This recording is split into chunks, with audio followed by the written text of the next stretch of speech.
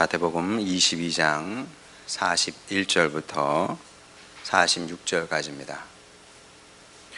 제가 봉독합니다. 바리새인들이 모였을 때에 예수께서 그들에게 물으시되 너희는 그리스도에 대하여 어떻게 생각하느냐? 누구의 자손이냐? 대답하되 다윗의 자손이니이다. 이르시되 그러면 다윗이 성령에 감동되어 어찌 그리스도를 주라 칭하여 말하되 주께서 내 주께 이르시되 내가 내 원수를 내 발 아래에 둘 때까지 내 우편에 앉아 있으라 하셨도다 하였느냐? 다윗이 그리스도를 주라 칭하였은즉 어찌 그의 자손이 되겠느냐 하시니 한마디도 능히 대답하는 자가 없고 그날부터 감히 그에게 묻는 자도 없더라. 아멘.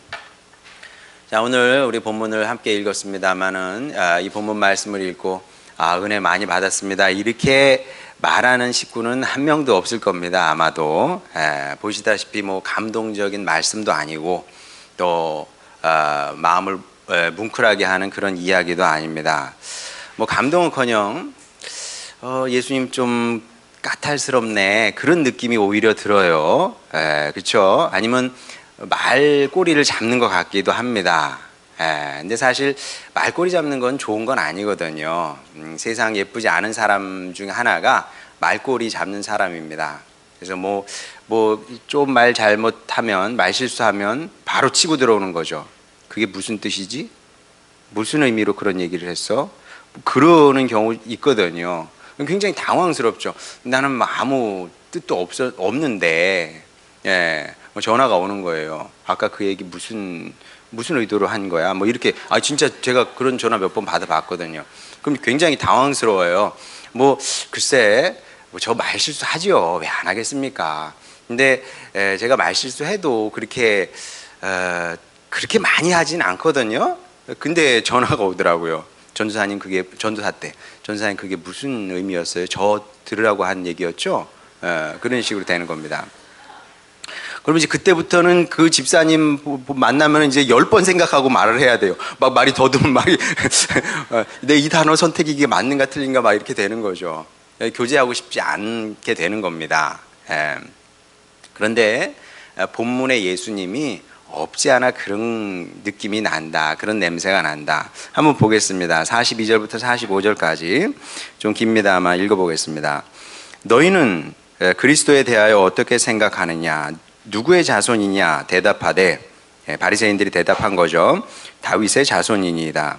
이르시되 그러면 다윗이 성령에 감동되어 어찌 그리스도를 주라 칭하여 말하되 주께서 내 주께 이르시되 내가 내 원수를 내 발 아래 둘 때까지 내 우편에 앉아 있으라 하셨도다 하였느냐? 다윗이 그리스도를 주라 칭하였은즉 어찌 그의 자손이 되겠느냐? 이게 말트집 아니면 뭐겠어요? 그렇잖아요. 이거 말트집 잡는 거 이게. 적어도 우리 관점에서는 그런 겁니다. 왜냐하면 그리스도께서 누구의 자손인지 밝히는 게 그렇게 중요한 문제입니까? 그래 중요한 일이라고 쳐요.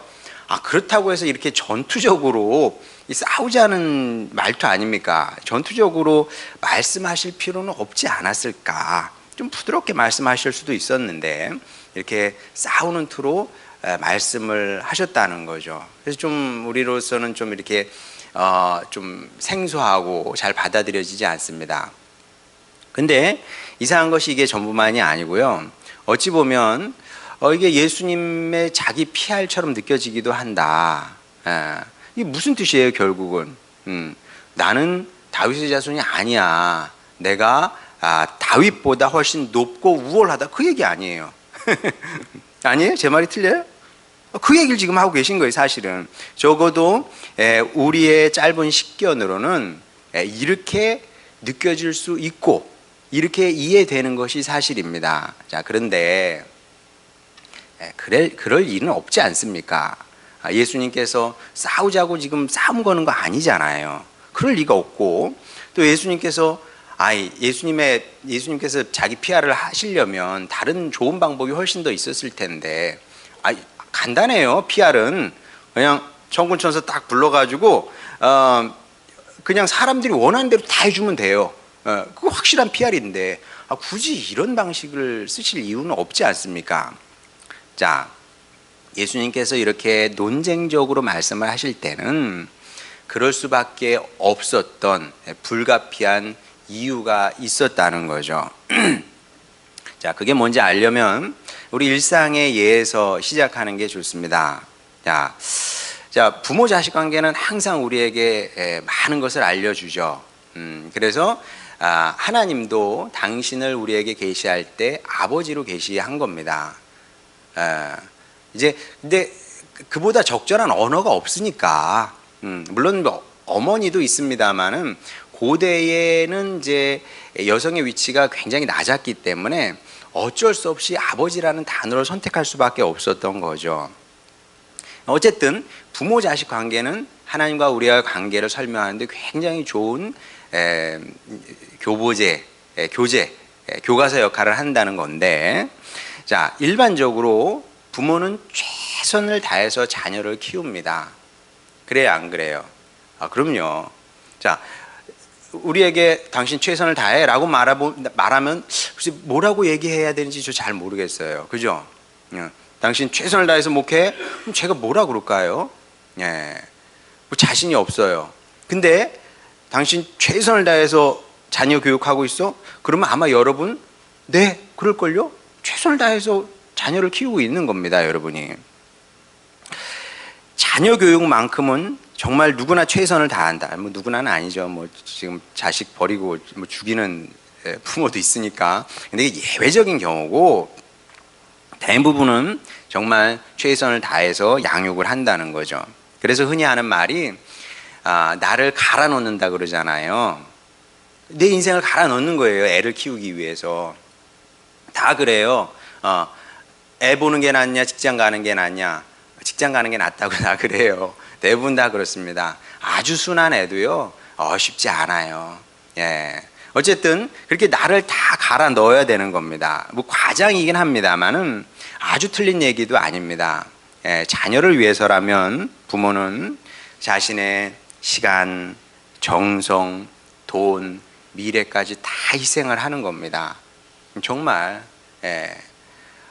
오죽하면 이제 애를 안 낳는 게 왜냐하면 뻔히 보이는 거예요. 내 인생을 걔한테 다 갈아 넣을 자신이 없는 거죠.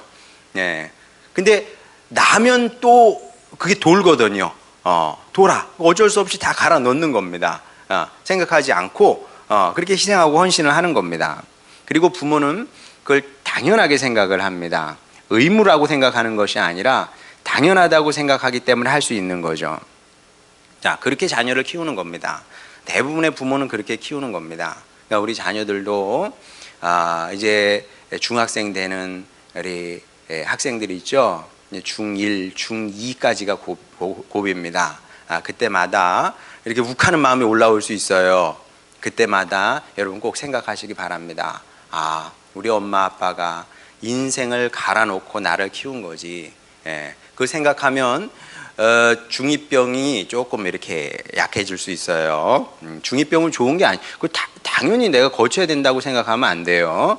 을 이기고 극복할 수도 있는 겁니다. 어떻게? 이제 복음의 능력으로, 교회에서 말씀 배우잖아요. 이런 말씀으로 이길 수 있는 힘이 생기는 거죠. 자, 부모는 이제 그렇게 자녀를 키우는 건데, 그러면 이제 거기에 대해서 자녀들은 어떻게 생각을 해야 되냐?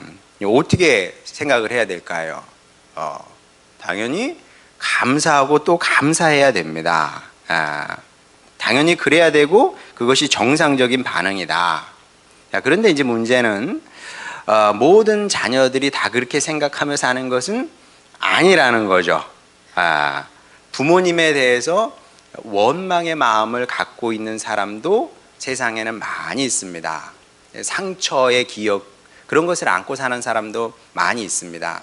그리고 이제 얘기를 들어보면 그럴 수 있겠다, 그랬겠네, 그렇군 하고 이제 공감이 되는 부분도 있어요. 왜냐하면 부모가, 세상 어떤 부모가 완전하고 완벽할 수 있겠습니까? 그런 부모는 없거든요. 완벽한 부모는 없습니다. 모든 부모가 다 결함이 있게 마련이고요, 부족함이 있게 마련이고, 또 실수도 하죠. 왜 안 하겠습니까? 자, 그런 것들 때문에 자녀가 어려서 아니면 뭐 자라서도 마찬가지입니다만은 상처를 받았다고 할 수도 있고 뭐 고통을 받을 수도 있고 또 뭐 아픔을 경험했을 수도 있고 뭐 그런 겁니다. 없을 수 없어요. 없을 수 없어요. 예, 그거는 그냥 당연한 겁니다. 당연한 거예요. 그거 어떻게 없을 수가 있어요? 완벽한 부모가 세상에 어디 있습니까? 아니, 모든 관계는 다 같은 겁니다. 이 관계는 이제 완벽하겠지. 그런 관계가 세상에 어디 있어요? 없어요. 완벽한 관계는 하나님과 우리와의 관계, 그게 완벽한 거고요. 사람의 관계는 다 이렇게 언제나 삐걱거릴 수 있는 거고, 상처를 입을 수 있는 거고, 타격을 받을 수 있는 거고, 다 그런 겁니다. 예, 부모 자식 관계도 마찬가지라는 거죠. 자, 그래서 상처를 받았다 그러고 이제 원망의 마음을 갖고 사는 자녀가 있다는 거죠. 꽤 됩니다. 자, 이해는 되는데, 근데 우리가 객관적일 필요는 있다고 생각을 합니다. 오늘 굉장히 중요한 단어는 객관성입니다. 객관성을 가질 필요는 있다. 객관적으로 생각을 해보라. 객관적으로 생각을 해볼 때 내가 부모님께 받은 것이 더 많은지, 그러니까 부모님 때문에 이 덕을 많이 더 받는지 아니면 해를 더 많이 받았는지 객관적으로 한번 생각해 보라는 거죠. 객관적으로. 그러면 답이 뭐예요? 덕 본 게 많습니까? 해본 게 더 많습니까? 이걸 생각하지 않으니까 객관성이 떨어지니까 그 생각하지 않은 거예요. 그러다 보니까 원망하는 마음이 올라오는 겁니다. 그 이찬수 목사님도 이제 비슷한 얘기를 하시는데, 여러분 큰 교회 목사님 너무 욕하지 마세요. 큰 교회 목사로 사는 거 참 어려운 일입니다. 작은 교회 목사로 사는 것도 어려운 일이지만 큰 교회 목사님으로 사는 것도 쉬운 일 아니에요. 예. 얼마 전에 온 가족이 오래간만에 다 모였답니다. 이제 이찬수 목사님 연세가 꽤 되시니까 다 장성했잖아요, 자녀들이. 그래서 이제 삼남매라고 그러던데 다 이제 오래간만에 저녁에 모였대요. 뭐 오래간만에 모였으니까 분위기 좋았겠죠. 근데 군 제대한 막내가 이게 분위기 깨는 산통을 깨는 그 발언을 한 거죠. 이찬수 목사님 아들로 사는 게 너무 어려웠다고 그 얘기를 딱 꺼낸 겁니다.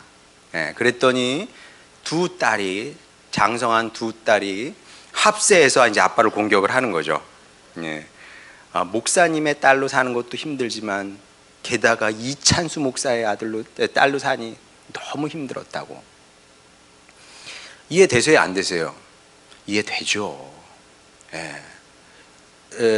김성석 집사님한테 나중에 한번 얘기해 보세요. 작은 교회 목사의 아들 딸로 사는 것도 쉬운 건 아니에요. 뭐 저희 아들 딸들도 마찬가지겠죠. 쉽지 않습니다. 근데 큰 교회 목사님의 아들 딸로 사는 게 얼마나 어려웠겠습니까? CCTV가 항상 날 따라다녀. 진짜로 여러분, CCTV. 학교 가도요, 쟤는 어느 교회 목사님 아들, 어느 교회 목사님 딸이에요. 그냥 밖에 나가서 인상 쓰기도 어려워요. 항상 바르게 이렇게 걸어 다녀야 돼. 왜? 그 동네 사람들 다 나를 알거든. 그게 얼마나 어려웠겠습니까? 불쌍하기도 해요, 한편으로는. 자, 그런데 맞습니다만은 그게 또 다냐? 얻은 건 없나? 이찬수 목사의 아들, 딸로 살아서 얻은 건 없나? 어려웠던 게 더 많겠어요? 얻은 게 더 많겠습니까? 야, 그러면 얻은 것도 좀 얘기를 해주면 좋겠는데 그게 쉽지 않은 거죠. 그게 쉽지 않은 겁니다. 그게 쉽지 않고 이게 사실은 모든 사람에게 어려운 겁니다. 왜냐하면 사람이 다 똑같은데 은혜는 물처럼 흘러가는 겁니다. 내가 받은 은혜는 다 물처럼 흘러가요. 보내버립니다. 반면에 내가 받은 상처는 이 화상처럼 깊게 남는 거예요. 그러니까 받은 은혜가 100이면은 남는 거는 뭐 1, 2, 3, 뭐 정도밖에 없고요. 어쩌다 한번 상처 받잖아요. 그럼 그걸 가지고 꽁해서 오래 가져가는 겁니다. 이게 사람인 거죠. 그래서 누구나 그런 겁니다. 김 목사는 안 그러지. 아니, 저도 마찬가지예요. 누구에게나 감사는 어려운 거고요. 원망은 쉬운 겁니다. 진짜 그래요. 감사는 대단히 어렵고요. 원망은 엄청 쉽다. 바리새인이 그런 사람들이었습니다. 그러니까 예수님께서 이렇게 세게 말씀하실 수밖에 없어요. 이 사람들이 특별히 이런 사람들이었기 때문에. 자, 예수님께서 은혜의 주님으로, 구원의 주님으로 이 땅에 오셨습니다. 그러면 감사해야 되잖아요. 근데 감사는커녕 이 사람들은 예수님을 싫어했습니다. 예수님의 모든 것이 마음에 들지 않았어요. 예수님이 못 배운 거 마음에 들지 않았어요.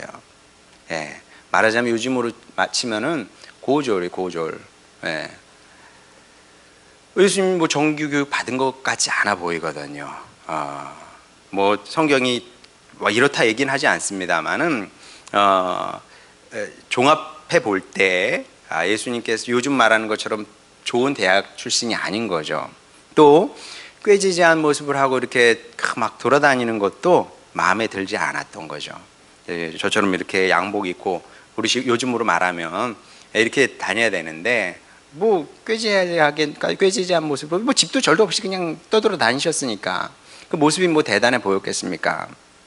또 불황아 같은 사람들, 그런 사람들과 어울리는 것도 마음에 들지 않았던 거죠. 그래서 예수님께서 아무리 권위 있는 말씀을 하시고 여러 가지 기적을 통해서 당신의 구원자 되심을, 메시아 되심을 보여도 사람들은 예수님은 그들의 마음에 들 수 없었던 겁니다. 왜냐하면 이런 그리스도를, 이런 모습의 그리스도를 그들은 상상한 적이 없고요. 또 상상한 적도 없기 때문에, 기다린 적도 없기 때문에 그렇습니다.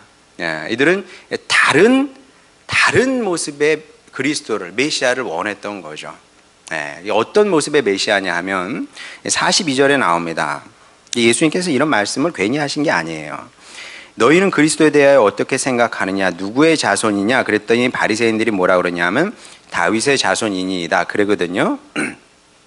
자, 다윗의 자손 그럼 우리는 별 감흥이 없어요. 무슨 의미인지 잘 모릅니다. 그런데 그 1세기 유대인들에게 다윗의 자손은 아주 명명백백한 어떤 구체적인 상을 딱 가지고 있었습니다. 어떤 상을 갖고 있었냐 하면 전대미문의 위대한 정복자죠. 정복자.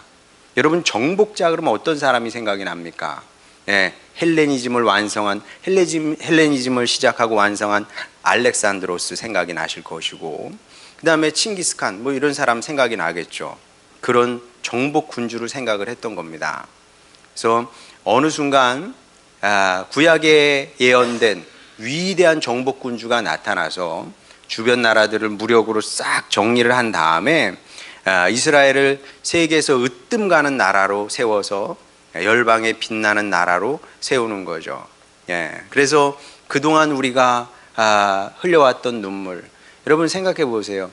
우리는 일제 35년 아닙니까? 35년 동안 아프고 고통스러웠거든요.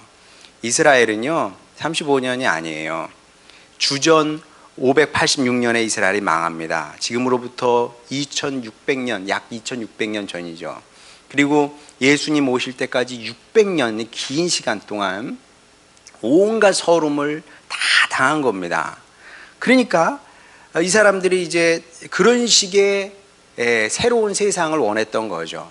정말 알렉산드로스의 몇 배 되는 그런 강력한 능력의 메시아가 나타나서 무력으로 딱 주변 나라들을 싹 쓸어버리고 그리고 이스라엘을 거기에 세우는 거죠. 이것이 이스라엘 백성들이 오랫동안 꿈꾸고 소망했던 메시아의 모습이었습니다. 자, 그런데 예수님은 처음부터 유대인들의 기대에 부응하고 싶은 마음이 조금도 없었습니다. 서로의 기대가 완전히 어긋났던 거죠. 무엇보다 예수님은 무력을 쓰고 싶지 않으셨습니다. 이게 사실 당연한 겁니다. 생각해 보세요. 총과 칼로, 그다음 총은 없었지. 칼과 창 갖고 그 주변 나라들을 싹 한 절반 정도 사람을 죽이는 거겠죠. 그래야 예, 그래야 이제 정복이 되는 거니까. 뭐 절반까지는 아니라도 한 3분의 1 정도 싹 죽여버리는 거죠. 예, 죽이고 승리의 깃발을 딱 꽂고 여기 하나님의 나라다. 이상하잖아요. 이상하잖아요. 그게 어떻게 하나님의 나라가 될 수 있겠습니까? 하나님께서 그런 걸 원하실까요? 여러분 요나서를 보세요. 여러분 니느웨가 왜 요나가 도망을 갔겠어요? 왜냐하면 이스라엘과 니느웨의 관계는 일본과 우리나라의 관계였거든요. 예, 사랑할 수 없는 나라였어요. 근데 하나님은 어때요? 사람은 다 똑같은 거예요. 어떤 사람이든 망하는 걸 원치 않아요. 하나님은. 예, 그런 하나님께서 칼과 창으로 사람들을 싹 죽인 다음에 승리의 깃발 딱 꽂고 여기가 거룩한 나라고 거룩한 땅이고 하나님이 다스리는 곳이고 이런 걸 하나님께서 원하셨겠습니까? 상식적으로도 이건 아니잖아요. 그리고 실제로 예수님도 전혀 다른 방식으로 세상의 주권자와 구원자가 되기를 원하셨다는 거죠. 자, 그게 어떤 거냐면 사실 성경에 다 예언이 되어 있긴 합니다. 이사야 25장 8절 사망을 영원히 멸하실 것이며 주 여호와께서 모든 얼굴에서 눈물을 씻기시며 자기 백성의 수치를 온 천하에 제하시리라. 여호와께서 이같이 말씀하셨느니라. 자, 여러분 예수님의 행적을 보게 되면 굉장히 독특한 것이 있습니다. 뭐냐 하면 대중 기적을 일으키지 않으셨다는 거죠. 뭐 비근한 예로 자 지금이야 이제 의술이 발달하고 뭐 좋은 약들이 많고 그래서 웬만하면 병원에 가면 다 치유해 주잖아요. 그러니까 이제 환자는 병원에 가면 있지만 우리 일상생활에서는 그냥 뭐 환자라고 할 수 있는 사람이 많지 않아요. 근데 그 당시에는 그냥 병이 그냥 많았던 겁니다. 자, 여기 한 100명 정도, 1000명 정도 이렇게 예수님 주변에 사람들이 온 겁니다. 야, 그러면 예수님께서 그렇게 치유해 주실 수 있거든요. 나을지어다! 이렇게. 예. 그 이단 교주들이 하는 것처럼 이렇게 할 수 있어요. 예수님은 단 한 번도 그렇게 치유 사역을 하신 적이 없어요. 1대1로 만나셨지. 1대1로. 제 말이 틀려요? 맞아요. 맞거든요. 맞아. 1대1로 만나셨어. 왜? 1대1로 만나서 눈 보고 몸도 좀 만지면서 상처도 좀 환부도 좀 어루만져 주시면서 그게 눈물을 닦아주는 거니까. 그게 눈물을 닦아주는 거니까. 예수님께서 원하셨던 건 그런 거죠. 회복, 개인의 회복, 개인의 치유, 개인의 삶의 화해가 일어나기를 원하셨던 거죠. 진짜 그렇습니다. 또 누가복음 7장 12절부터 15절 보겠습니다. 나인 성문에 가까이 이르실 때에 사람들이 한 죽은 자를 메고 나오니 이는 한 어머니의 독자요 그의 어머니는 과부라. 그 성에 많은 사람도 그와 함께 나오거늘 얼마나 불쌍하면 그 성에 많은 사람들이 그 과부를 따라서 나왔겠습니까? 주께서 과부를 보시고 불쌍히 여기사 울지 말라 하시고 가까이 가서 그 관에 손을 대시니 맨 자들이 서는지라. 예수께서 이르시되 청년아 내가 네게 말하노니 일어나라 하시매 죽었던 자가 일어나 앉고 말도 하거늘 예수께서 그를 어머니에게 주시니. 여러분 얼마나 감동적인 얘기입니까? 여러분 집에 가셔서 한번 읽어보세요. 이 눈물 납니다. 네, 다 관은 대시잖아요. 그 당시에 관은 여러분 이 부정한 겁니다. 우리 시대는 이해할 수가 없어요. 그 당시에 정상적인 사람이 관에 손을 댄다는 것은 이건 스스로 부정을 선택한 거거든요. 지저분해지는 겁니다. 근데 이 사실을 예수님께서 모르세요? 아시지만 딱 관에 손을 대시는 거 아니에요. 스톱. 그러더니 그 죽은 아들을 살리셔서 그 과부 어머니에게 돌려주시는 거죠. 어머니의 마음이 어떻겠어요? 그 얼굴에서 그 눈물을 닦아주시는 거죠. 너무나 감동적인 장면인데 하지만 바리새인들은 다 싫었어요. 이 모든 것이 다 예수님의 하여간 일거수일투족이 다 싫었던 겁니다. 왜냐하면 뭐 이유는 여러 가지 있습니다만은 이런 식으로 어느 세월에 이스라엘의 회복을 보나? 그래 뭐 나쁜 건 아니야. 예수님이 나쁜 일을 하는 건 아니지만 어느 세월에 이래가지고 이스라엘의 회복을 보겠습니까? 자고로 혁명이라는 것은, 세상의 변혁이라는 것은 세찬 폭포수처럼 위로부터 아래로 샥 한 번에 임해야 되는 겁니다. 확 쏟아져야 되는 겁니다. 근데 예수님의 말씀을 보게 되면 뭐 겨자나 뭐 누룩, 아이고 어느 세월에 그걸 그 밑에 밑바닥에서 그렇게 해서, 그래 뭐 큰 흐름은 그렇게 조금씩 바뀌어갈 수 있겠지. 문화는 그렇게 바뀌어가기도 하는 겁니다만은, 그러나 이스라엘 백성들이 원하는 건 그게 아니잖아요. 이스라엘이 세워져야 되는데, 세상에 빛나는 나라로 세워져야 되는데 그런 방식으로는 되지 않는 겁니다. 한 번에 돼야 되는 거지. 한 번에 위대한 군주가 나타나서 무력으로 한 번에 하는 겁니다. 이게 역사가 보여주는 명명백백한 사실이거든요. 그래서 이제 유대인들은, 특히 바리새인들은 예수님을 좋아할 수 없었다. 그분이 설사 메시아로 이 땅에 오셨다고 해도 메시아로 인정할 수 없었던 겁니다. 예. 이건 명백해. 예수님이 메시아로 오신 게 너무나 명백한데 그럼에도 받아들일 수 없었던 거죠. 자, 그렇지만 결국 예수님께서 이제 오르셨다는 거죠. 뭐 이 또한 당연한 일입니다. 예수님께서 오르실 수밖에.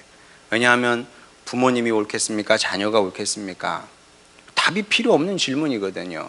마찬가지로 유대인이 옳지 않고 예수님이 오르셨다. 오늘 본문 46절에 보게 되면 예수님의 말씀에 한마디도 능히 대답하는 자가 없고 그날부터 감히 그에게 묻는 자도 없더라. 이제 유구무원이 된 거죠. 예수님 앞에서 사람들이 입을 닫게 되고, 그리고 실제로 더 이상 예수님께 따지지도 묻지도 못하게 됩니다. 자, 그러면 우리가 이 이야기를 통해서 이제 뭘 배워야 되느냐? 제가 종종 얘기하는 것처럼 바리새인이 우리 안에 삽니다. 바리새인이 우리 안에 삽니다. 그러니까 성경은 그렇게 읽는 겁니다. 출애굽기를 보면서 와, 이스라엘 백성들 바보네, 얘네들 바보 아니야, 그렇게 읽는 게 아니라 내가 이스라엘 백성이지. 호세아서를 읽으면서 와, 고멜 이런 여자도 있네, 그게 아니라 내가 고멜이지. 바리새인 보면서 내가 바리새인이야, 그렇게 보게 되면 진짜 틀리지 않아요. 바리새인이 우리 안에 산다니까요. 여러분도 한번 생각해 보세요. 바리새인이 주님을 싫어하고 원망하는 마음을 가졌잖아요. 우리에겐 그런 마음이 없냐고요. 우리에게도 원망하는 마음이 있어요. 우리 자녀가 부모를 원망하는 것처럼 그렇게 주님을 향한 원망하는 마음이 있고요. 때로는 싫어하는 마음도 올라오는 것을 보게 됩니다. 왜? 전능하시다며. 근데 왜 나에게 이렇게 저렇게 안 해주셔? 이렇게 해주는 게 나에게 좋은 것 같은데, 저렇게 해주는 게 나한테 좋은 것 같은데 왜 이렇게 안 해주시나? 그런 생각이 종종 올라오거든요. 자, 그러면 이런 생각 해도 됩니까? 안 됩니까? 돼요. 세상에 안 될 건 없어요. 다 됩니다. 시편 기자들 보세요. 얼마나 솔직합니까? 솔직하게 주님 앞에 나아가는 겁니다. 자, 그런데 올라올 수 있습니다. 올라올 수 있어요. 그걸 자체를 막을 필요는 없어요. 뭐 올라오는 생각을 왜 막습니까? 자, 근데 그때 우리가 그래, 그래서 한없이 원망하자, 한없이 하나님을 싫어하자, 이건 또 아닌 거죠. 그럼 그때 어떻게 해야 되냐? 그때 두 가지를 여러분이 하셔야 됩니다. 하나는 무엇이냐면, 뭐 뻔한 얘기긴 한데, 먼저 받은 은혜를 객관적으로 한번 생각해 보라. 객관적으로 받은 은혜를 여러분 생각해 보시기 바랍니다. 객관적으로 생각해 보게 되면 원망의 마음이 얼마나 어처구니 없는 것인지 금방 깨닫게 될 겁니다. 글쎄 뭐 이제 저는 그렇습니다. 개인적으로 받은 게 너무 많아서 뭐 더 원하는 게 사실 없어요. 주님께 내가 이런 것을 더 받았으면 좋겠습니다. 없어요. 뭐 하고 싶은 거 없습니다. 솔직하게 없어요. 뭘 하고 싶은 게 없어요. 저는 하고 싶은 게 없을 뿐더러 제가 너무 잘 사는 게 종종 부끄러워집니다.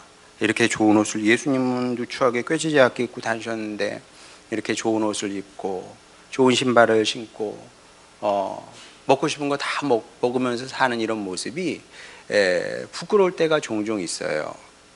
그리고 사람들 그럽니다.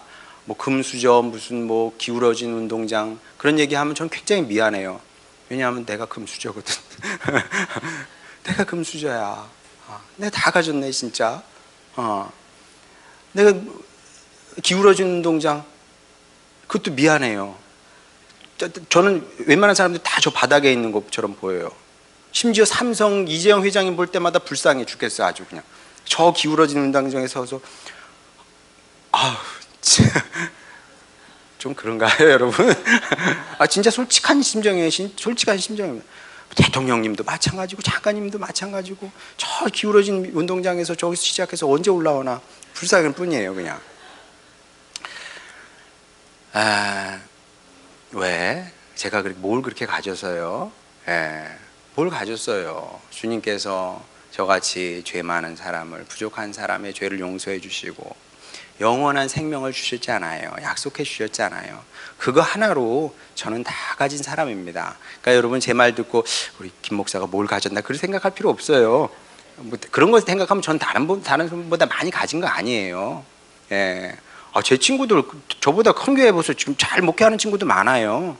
비교하지 않습니다. 저는 그 친구는 그 친구의 길이 있는 거고 이미 나는 나대로 많이 모든 것을 가졌기 때문에 뭘 더 원하겠습니까? 자, 근데 제가 이렇게 얘기하면 여러분 또 하고 싶은 말이 있을 거예요. 목사님은 내 어려움을 몰라, 내 고통을 몰라, 내 슬픔을, 내가 이 짐지고 있는 이 삶의 무게를 몰라. 알까요? 모를까요? 몰라요. 죄송합니다. 저 몰라요. 잘 몰라요. 여러분이 얼마나 어려운지, 사는 게 얼마나 고통스러운지 제가 그걸 어떻게 알겠습니까? 몰라요. 하지만 제가 객관적으로 아는 또 다른 사실이 있습니다. 뭔지 아세요, 여러분? 세상에는 우리보다 불쌍한 사람 너무나 많습니다. CNN에서요, 어제 뉴스 보니까 그러더라고요. 북한의 고난의 행군이 다시 시작된 것 같다 그래요. 이제 기아가 시작이 됐답니다. 사람들이 굶어 죽게 생겼대요.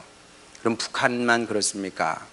저 동남아도 마찬가지고 아프리카도 마찬가지고 저 중동도 마찬가지고 먹을 게 없어요. 먹을 게 여러분, 먹을 게 없다는 게 얼마나 큰 고통입니까? 먹을 게 없다는 게 얼마나 고통이에요. 한 끼만 안 먹어도 당 떨어져서 힘없고 짜증나잖아요. 근데 그게 일상이에요. 일상. 그런 사람들이 세상에 얼마나 많습니까? 우리나라에도요, 먹긴 먹어. 근데 아무 소망 없고 정말 암흑 자체 같은 인생을 사는 사람들 많습니다. 아무 소망도 없고 죽지 못해 사는 사람 많이 있고요. 뭐 이런 얘기까지는 굳이 하고 싶지 않지만 중증 장애를 안고 태어난 사람도 많아요, 여러분.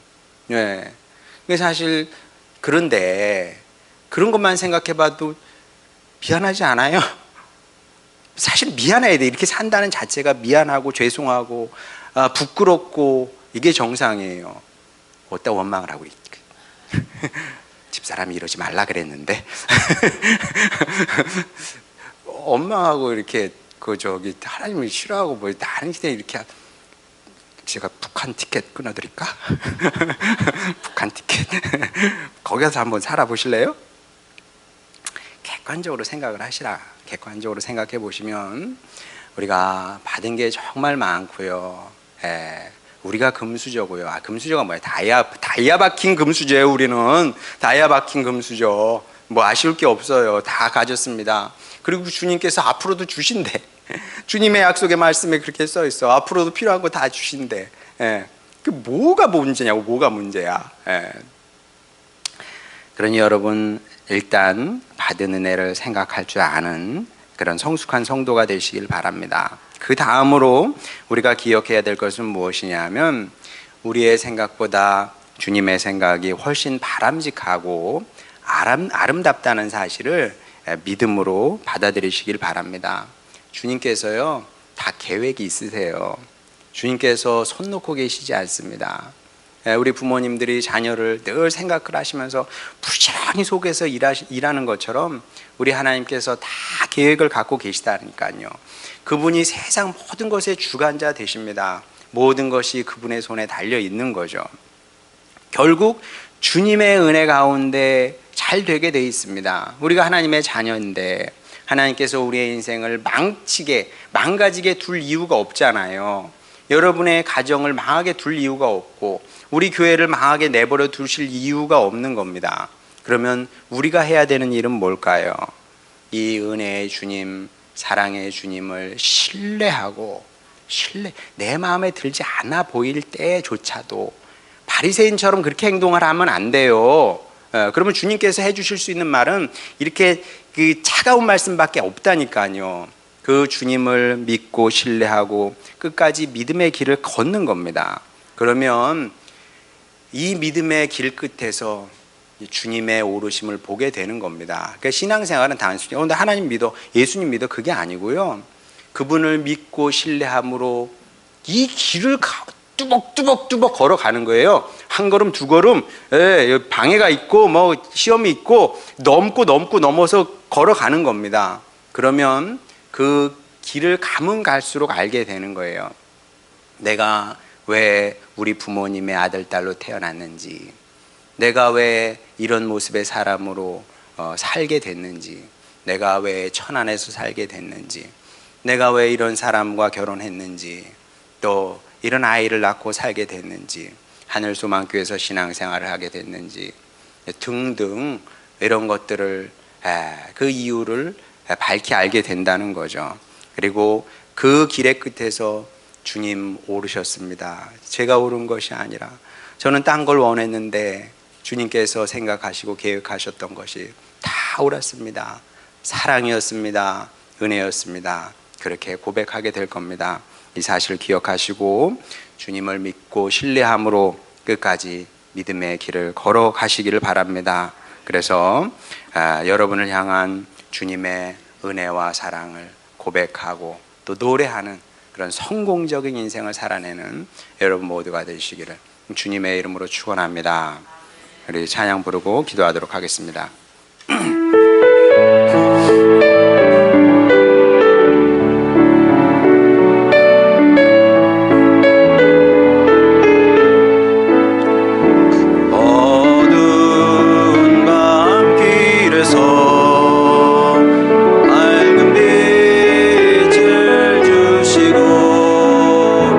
작은 내 손잡아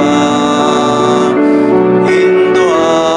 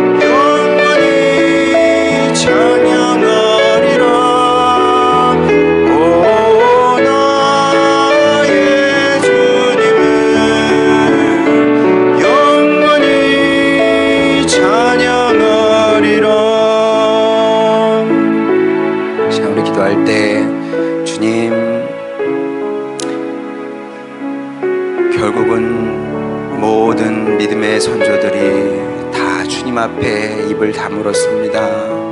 욥, 주님 앞에 할 말 많았습니다. 내가 뭘 그렇게 잘못했죠? 주님, 제가 주님께 따지고 싶었습니다. 그래, 인간적으로는 그 심정 우리가 모르는 거 아닙니다. 그러나 결국 욥조차도, 아무 흠없는 욥조차도 죄를 뒤집어쓰고 회개하며 주님, 제가 이제 주님 앞에 입을 다물겠습니다. 왜? 주님이 오르시거든요. 언제든지 주님이 오르신 겁니다. 제가 이렇게 사는 것도, 여러분이 이렇게 사는 것도, 또 이런 환경 속에 사는 것도 다 주님께서 오르시기 때문에 이 길로 인도하신 겁니다. 그리고 여러분, 이것이 저에게 여러분의 복이 될 줄 여러분이 믿으셔야 됩니다. 주님, 여러분이 이런 사실을 기억하시고, 주님, 제가 이제 믿겠습니다. 믿음으로 주여 이 믿음의 길을 뚜벅뚜벅 걸어가게 하시고, 이 삶의 끝에서 주님의 오르심을 보게 하시고, 저를 향한 주님의 사랑과 은혜를 노래하기를 원합니다. 이런 기도 제목으로 주님께 나아가도록 하겠습니다. 기도하시겠습니다. 우리를 사랑하시는 아버지 하나님, 여기 주님의 백성들이 있습니다. 아버지 하나님, 우리에게 믿음을 허락하여 주시옵소서. 더 큰 믿음을 주시기를 원합니다. 아버지 하나님, 우리 눈에는 아버지 잘 될 것처럼 보이지 않습니다. 어렵습니다. 힘듭니다. 그렇기 때문에 필요한 것이 믿음이 아니겠습니까? 주여, 주님께서 우리에게 가장 좋은 것을 주시겠다고 하셨습니다. 필요한 것들 다 공급하시겠다고 말씀하셨습니다. 아버지, 주님의 백성들이 이 단순한 사실을 믿게 하여 주시옵소서. 믿고 믿음으로 주님의 길을 걸어가게 하여 주시옵소서. 아버지 하나님께서 우리에게 최고의 것을 주셨다는 믿음과 확신을 갖기를 원하나이다. 아버지 하나님, 그리함으로 말미암아 아버지 하나님, 주님과 함께 하루하루 동행하며 아버지 하나님, 소망으로 이 길을 걸어가게 하여 주시옵소서. 그리하여 이 길의 끝에서 아버지 하나님, 주님의 오르심을 고백하게 하시고, 아버지, 우리를 향한 주님의 사랑과 은혜를 고백하는 우리 모두가 되기를 원하나이다. 아버지 하나님, 주여, 그리함으로 말미암아 믿음의 선조들의 고백이 우리의 고백이 되게 하시고, 아버지, 기쁨과 감사로 주님과 동행하는 저희들 되기를 원하나이다. 아버지 하나님, 우리가 아버지 하나님, 주님을 더 깊이 알므로 아버지 희생과 헌신의 삶을 살아가게 하여 주시고, 아버지, 우리가 받은 게 이렇게 많으니 어떻게 하면 주님 기뻐하시는 일을 하겠습니까? 주님 축복하시는 삶을 살아내겠습니까? 아버지, 이런 질문을 하며 살아갈 수 있는 저희들 되게 하여 주시옵소서. 우리가 어느 때까지 원망으로 불평으로 살겠습니까? 아버지 하나님, 그런 성도가 아니라 아버지 하나님, 착하고 선한 아버지 주님께 예쁜 아들 딸들이 되길 원하오니 아버지 하나님, 주여 도와주시옵시고, 아버지 하나님, 그러한 주님의 사람이, 축복하시는 사람이, 아버지 복의 사람이 되어서 우리만 사는 것이 아니라 우리 주변 사람도 아버지 살리고 구원하는 그런 구원의 사역자로의 삶을 살 수 있는 우리 모두가 되게 하여 주시옵소서. 우리를 사랑하시는 아버지 하나님, 우리에게 주신 말씀 마음에 잘 새기고 살게 하여 주시옵소서. 그리하여 우리도 주님께서 우리에게 허락해 주신 믿음의 조상들처럼 아버지 아름다운 고백을 하며, 또 주님을 사랑하며, 또 주님께서 우리에게 맡겨주신 일들 잘 감당하며 살게 되길 원하오니, 그렇게 주님의 효자 효녀로 남은 인생 살게 하여 주시옵소서. 감사드리며 사랑 많으신 우리 구주 예수님의 이름으로 기도드렸습니다. 아멘.